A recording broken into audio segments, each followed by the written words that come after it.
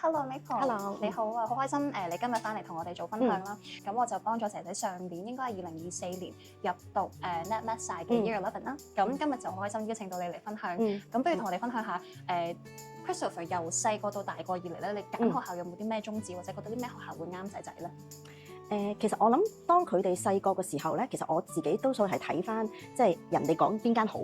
即係例如可能校風啦、環境啦、老師啦、讀書啦咁樣。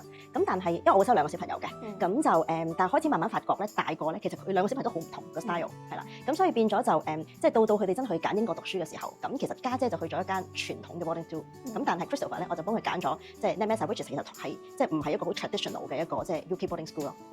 當初揀嘅時候係咪已經以 NetMed Sci作為一個目標，定係你都有睇過咦家姐讀過啲傳統 boarding school，其實口碑嗰啲都唔錯噶嘛？有冇考慮過去報呢啲學校咧都？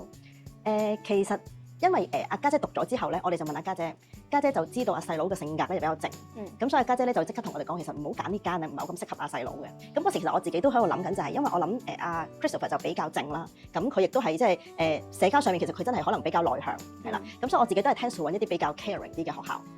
我諗我嗰陣時有個 assumption 咧，就係ranking 高嘅學校咧，就一定係好搶，同埋就係同學之間係會比較競爭性。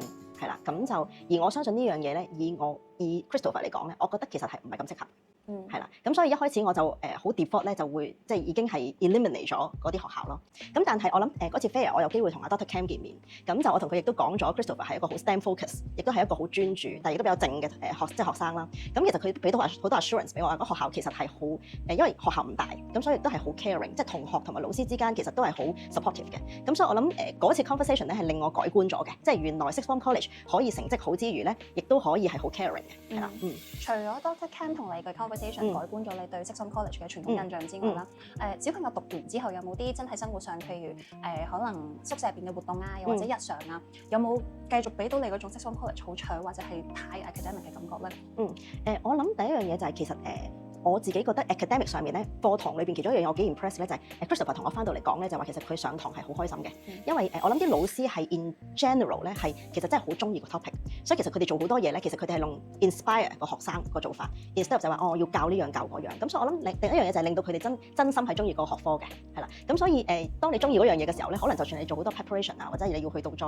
drill 深啲嘅時候咧，其實都唔會即係佢哋唔會覺得好似話我為咗 exam 要做好多嘢咁樣，咁呢個第一樣嘢啦，咁而佢哋亦都搞咗好多一啲佢哋自己 house 嘅唔同嘅活動嘅，係啦，咁同埋學校本身亦都係有 sign up 咗一啲出邊嘅 sports centre 俾啲同學去做，咁但係我諗其中一樣嘢都好好嘅就係其實佢亦都唔會話監你哋每一個都要去做，係啦，咁即係好 allow 到每一個同學仔有唔同嘅性格 ，which is 呢樣嘢我覺得係好 accommodating 咯。明白。咁呢一個教育環境會唔會令到 Christopher 呢幾個月入邊你見到有好明顯嘅變化？咁你同佢關係啊，或者心理上面啊，有冇啲咩微妙唔同嘅地方咧？呢幾個月？我諗今次尤其是可能佢讀咗3個月係 Christmas 嘅時候翻嚟，我覺得佢第一樣嘢就係佢肯講嘢咗嘅，係啦，咁即係佢願意多咗分享嘅，係啦，我自己聽佢講 describe 佢而家嗰個timetable 啦，我就覺得其實佢係自動咗嘅。係啦，咁同埋就係即係你會從佢翻到嚟個 academic result， 你都會見到，咦，其實見到有進步嘅喎，即係因為裏邊嘅話成績其實又真係有進步，有唔錯嘅喎。咁所以我相信就係可能嗰個環境啦，同埋佢都同我講過，其實裏邊同學仔個讀書氣氛係非常好嘅，即係大家係好俾心機去到，即係唔淨止係講緊自己溫書，就係上完堂之後大家互相去問問題啊，大家去傾一啲嘢。咁我覺得嗰個氣氛係重要咯。咁就同埋就係當佢講開佢學校嘅生活嘅時候咧，你會見到其實佢係會覺得，你見到佢嘅樣係開心嘅嚇。咁所以我諗呢樣嘢對我嚟講都係即係一個幾好嘅一個發現，因為其實佢都真係一個靜嘅小朋友。佢多唔多去揾老師 after hour，佢 office hour 嗰啲去揾佢哋傾？其實因為佢哋喺啲 break 啊 lunch time 咧係有老師會喺度，佢哋全部因為間學校細，所以呢啲老師其實全部都 hang around。咁所以其實係好容易就已經可以問到老師嘢咯。即係同老師 one to one interaction 個機會好多。你同佢嘅關係有冇啲咩變化？即係佢會唔會好掛住屋企啊？或者喺香港嘅時候，因為大部分小朋友都好點講咧，受屋企照顧㗎嘛。佢嘅自理能力或者獨立嘅能力會唔會有少少高咗咁樣咧？有冇睇得出？我諗自理能力係高咗好多嘅。係啦，咁同埋好似最近我啱啱收到學校就有個即係佢哋都會有定期有唔同嘅即係award for 一啲唔同同學嘅 behaviour 啦。咁佢都有講話其實阿仔係一個好準時嘅一個人嚟嘅。係啦，即係除咗讀書之外，準時呢一啲即係各方面嘅美德，學校都有。係啦，即係學校其實係好多時候係會睇到每一個同學仔佢哋一啲好少嘅一個進步，咁佢都會 recognize。咁我就見到佢話佢準時，佢話一個同學仔之間嘅榜樣。咁我覺得呢樣嘢係我之前可能我哋始終小朋友喺香港，我哋照顧得太好，係啦，咁所以佢去到嗰度其實佢得嘅，同埋佢亦都係可以做得好好。咁所以呢啲位就係佢翻到嚟嘅時候，其實我哋都有讚佢嘅，係啦。咁同埋就係即係我諗佢翻到嚟，佢又會覺得繼續可以享受翻屋企嘅照顧啦。咁我諗佢都 miss 嘅。咁但係佢亦都我哋問佢，咁你會想喺香港讀書定係還是想去嗰邊讀書咧？咁佢又其實佢中意嗰邊讀書嘅。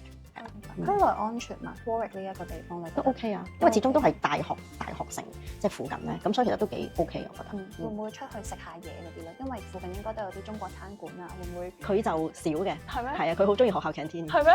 竟然學校 canteen 好唔好食啊？咁好好嘅，因為我覺得佢哋係揾咗一間公司去度做。我唔知你有冇見到佢哋啲相咧，其實係佢哋定期有啲唔同嘅 events 咧，佢哋係會特登去做另一套嘅嘢食俾啲小朋友。哦，即係中國新年會有中國嘢食，即係類似咁樣嘅安排。佢哋有啲中國活動，即係 for 新年，係啦。咁但係我見到佢哋就係即係我見到啲嘢食係好吸引嘅，係啊。好少聽啊！呢個喺 boarding school 係啊，同埋就因為佢哋自己啲房咧，其實好似啲大學嗰啲宿舍啲房咁樣㗎，一人一間房，同埋係好舒服、好大。有冇套廁咧？有套廁，所以個環境係非常之好，好理想，係好理想。我諗比起 boarding school 學生應該係非常。阿家姐見到就覺得哇，簡直係5星級嘅住宿嚟嘅。應該同就係家姐大學入邊嗰個即係環境差唔多咯。係啦，仲大過家姐而家間學校間房。係咩？嗯。開心係真係好咯，所以其實係我諗讀個環境亦都好舒服嘅。不過我諗係個校園相對嚟講，即係睇你會唔會介意，因為有啲人可能想要啲好大嘅校園。咁其實佢 mainly 係2棟，係啦。咁但係對於我仔嚟講，其實佢最主要就係佢唔係特別需要好大嘅校園，佢需要嘅就係佢可以喺裏邊佢自己 navigate，佢自己即係 enjoy 佢嗰個 life 咯。即係軟件大於硬件嘅間房，可唔可以咁講？係冇錯。但係同時間佢又喺 city，即係大學城入邊。咁我覺得無論喺學習上面嚟講，或者生活上面嚟講，其實香港同學仔係容易啲。係冇錯。如果你對英國升學有興趣，無論中小大學，一個電話55003655，英式教育為你免費提供諮詢服務。